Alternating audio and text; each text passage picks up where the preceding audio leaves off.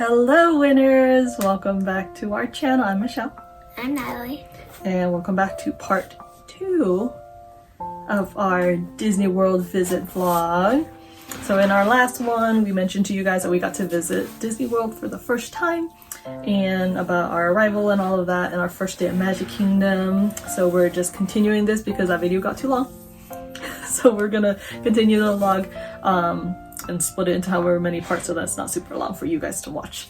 I also forgot to mention our last video too. Not only was it our first, technically our first visit to Disney World, but we were also using it as an excuse to celebrate my husband and I's 10-year anniversary. We've been together 10 years. We didn't get to celebrate back in May because that was more towards the beginning of quarantine and everything was really shut down. So this was kind of we used this as part of the excuse of taking a big vacation was to celebrate our anniversary together. But let's get into part 2 of this video and vlog. And where did we go on the second day? Hollywood Studios. Yeah. So we got to visit Hollywood Studios on the second day. And then let's go our outfit. So that's what we went through in the last one. So for this one, do you remember what you were wearing?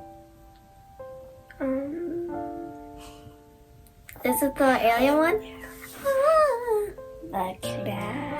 Goodbye. Hello. So Natalie got to wear this blue alien dress that said Pizza Planet on the front of it. And what kind of ears were you wearing? The little alien ones. So she had a little headband that had the 3 alien eyeballs on it and everything. So I had 4.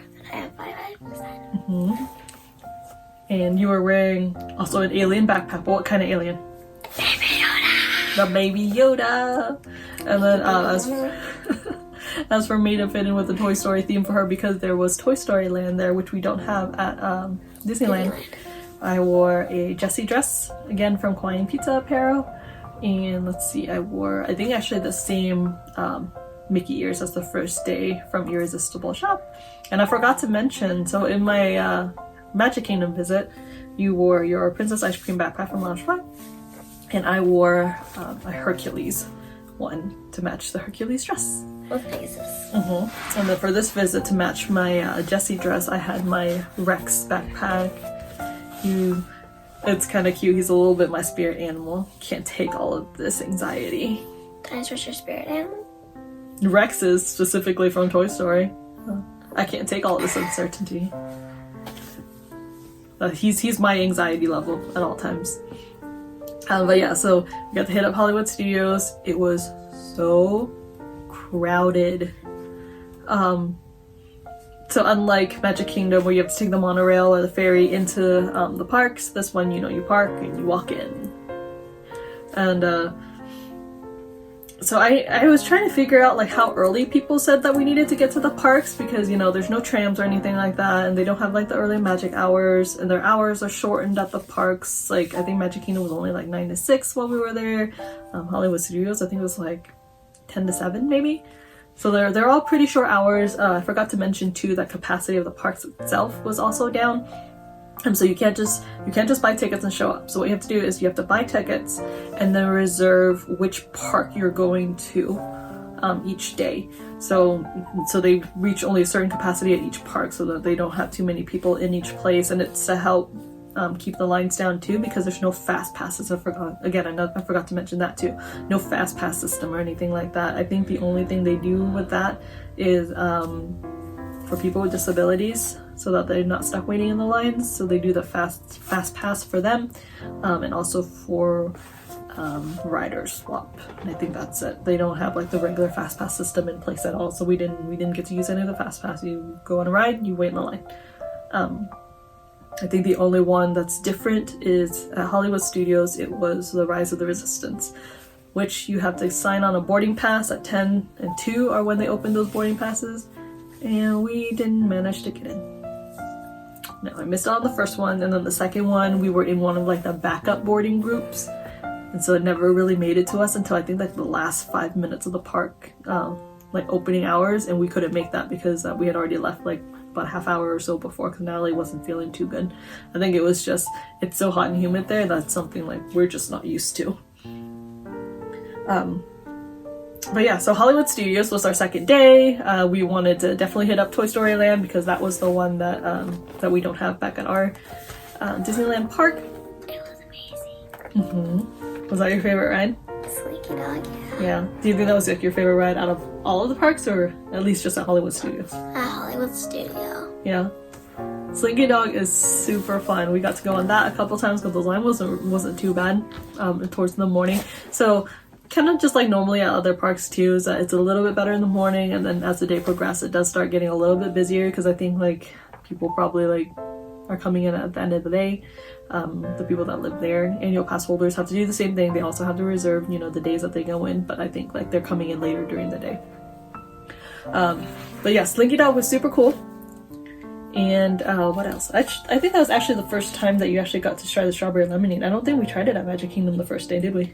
No. Yeah, I think you got it when we were waiting in line for Slinky Dog. I forgot. And the line for Toy Story Mania was surprisingly short too. So that's another ride that has this insane line back at Disneyland on Pixar Pier where they have the Toy Story Mania. Usually it's so long that you don't really want to wait the line. You get a fast pass if you can. But this line, like, we went several times, and most of our wait times was maybe 15, 20 minutes. Like that. It wasn't, we spent more time walking through the line than like waiting in the line itself, which was awesome. But that was a lot of fun. We didn't get to try the Mickey and Minnie Railroad one. That line pretty much stayed 2 hours the entire day. The ride looks like it, the building that it's in looks like it's supposed to be a replica of maybe like the Chinese theater. Don't quote me on this. I'm not good with all these building names and all of that. But the whole area in front of it had that's the line. It just snaked the entire front of this building. It was crazy. And yeah, so the wait time, they kept telling us it was like basically 2 hours the whole time. So they're not super patient about waiting in lines. So we didn't wait in the line. But what else? What else did we try there that you really liked? I'm pretty sure it was Tower of Terror. Was that there? I think that was there. Tower of Terror? Yeah, it was. Tower of Terror. So that was a different experience for us because she doesn't really remember Tower of Terror very much. Back at I don't know if you ever actually went on Tower of Terror. You must have. I don't know. Oh, maybe she was too little. It might have been just me. So I think by the time she was big enough to ride on that type of ride, it had already switched to Guardians of the Galaxy. And so that's what she knows. And so she knows the Guardians of the Galaxy back at Disneyland. So she never got to try out the Tower of Terror. This was the first time. It was definitely different than what we thought because I think with Guardians, it's like you stay in the elevator and it only does like the up and down sequence. But for Tower of Terror, like your cart moves. Right? It moves into position basically before it does like the drop sequence. So that was interesting. That was fun to get to try that for the first time. We did the rock and roller coaster. We had no idea what we were getting ourselves into. I literally cried. She did. So here's the thing. So we were waiting in the line for it, and it was a fairly long line.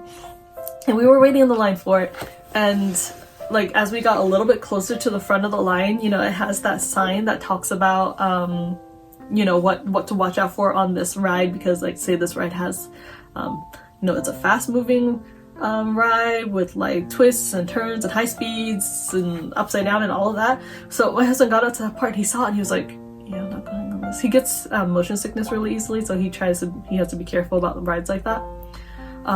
So I said that and he was like, no, I'm out. And we didn't really account for how They go on so much scary rides. Just how scary it would be. Like, so the two of us wait through the rest of this line. We get in there and I'm like, oh, it's cool. So like you sit in like a car type thing, and like each of the roller coaster like section looks like a car, right? So we go on this thing, and I don't know who's been on this ride yet, but when you first start off, the ride literally starts from 0 and speeds off into the dark. And it starts on loops. It does. Starts on loop-de-loops. It was pitch black, so you're sitting in like this room, you know, where the starting area is. I'll see if I can, again, I'm gonna clip the video in here so you guys can watch this as we talk about this.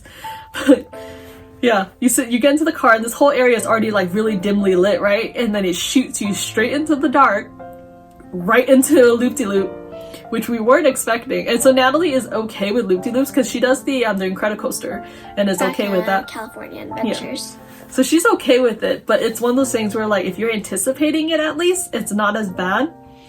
But because this one, not only are you in the dark and you don't realize that that happens, we went into a loop. She freaked out and started crying. And I'm like, I can hear her crying too, as loud as everything is. I can hear her crying, and I'm like, oh my god, there's nothing I can do about it, because like we have to like you know we have to ride it out literally. And so I whenever we're on coasters and everything too, I usually hang on to her in some way, whether it's just her hand or I have a weird habit of hanging on to the restraints on her So I don't fall off. I know, this sounds horrible, but I watch too many scary movies and stuff, and so things like that make me paranoid. And so I have this thing where I hold onto her restraints to make sure that nothing happens. I know, it sounds weird. That's just one of my weird fears, is that something's gonna happen to the restraints, and so I hang on to her or hang on to the restraints and hold it down.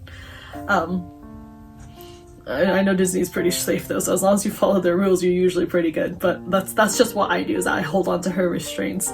But I just held on to her and held on to her hand, and it was just like, I tried to like calm her down, but obviously it's pretty loud in there, and the ride is still going at high speeds through loops and spins and all this other stuff. And so I had to hold on to her and just tell her like, it's okay, don't worry, like I've got you.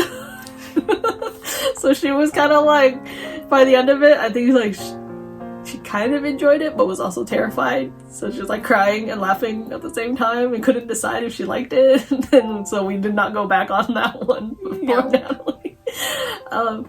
So that was an interesting one. But scary. It was. And just letting you guys know, again, same with Magic Kingdom, all the cast members do a great job about trying to make sure everyone keeps their mask on, keeps their distance from each other.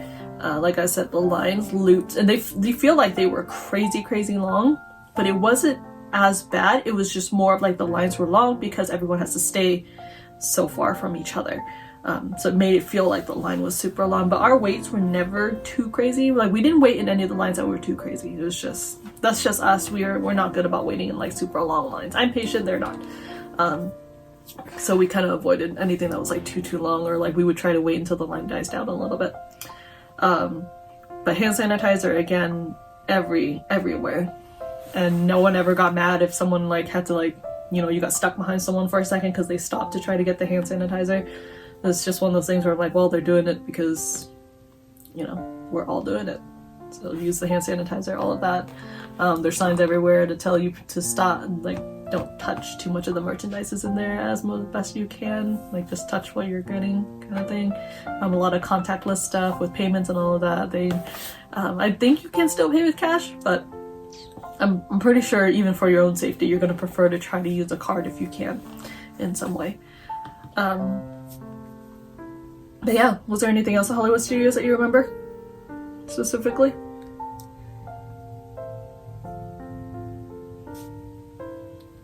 Too much? Let me see. If I go through our photos, maybe we'll remember a little bit more. Because, oh yeah, the little alien moving things. So the little aliens are like driving, and then we're just in like the back. Oh yeah, it's kind of like the little tractor ride. And Disneyland, the little cars. Where they're pulling you in the little tractor. But yeah, that was a lot of fun, huh? Yeah, so that was our experience with what's it called? Hollywood Studios. Hollywood Studios, yeah. So it's as far as I can tell too, out of all the parks, that's usually the first one that fills up reservation wise. So it's like the busiest one. I don't know if it's just because it has like some of the bigger more popular rides that adults want to do, because like I said, it's got the big rock and roller coaster, it's got a lot of the big coaster rides, the new Mickey and Minnie Railroad and everything, Rise of the Resistance. So I think that might be one of the things. It's just that it has a lot of the newer rides, and so it fills up really quick. Like when you look on the calendar to see what they let you know which park has filled up, so you can or can't reserve your day at each of the parks. Hollywood Studios is one of the first ones. So if you're planning out a trip, if you know which day you want to do Hollywood Studios, I recommend you book that one like right away, as soon as you can, because that park will fill up, and it definitely fills up over the weekends quick. While we were there, like we were kind of at the tail end of the parks not really being full, because I had friends who went like well before us, like the weeks before us, and their waits were insanely short, like because no one had really hit up the parks yet. But I think we're starting to get back into the busy season, and more people are willing to go now, to the parks. And again, I think they're just seeing that yes, there's a lot of precautions being taken at the park so that you're fairly safe while you're there. Like I said, we got checked more there than we ever did here at home with our temperatures and all of that, and used way more hand sanitizer than we ever did too, because I pretty much told her that like if she sees a hand sanitizer machine, use it. And so that was like everywhere. But yeah, so I know the parks are starting to get a little bit more busy, so I think they're starting to extend the hours a little bit too. I don't know about capacity though, so you guys can take a look at that. But yeah, so that was this is part 2. Oh yeah, Galaxy's Edge. Yeah, we went in there, but again, Natalie started feeling sick, so we left early again on this day too. And like I said, we kind of we didn't get a chance to go on Rise of the Resistance, so hopefully we'll be able to try that once it gets to Disneyland and we can go back. It might be a little bit before we can go back to Disneyland, but because they have no signs of opening just yet.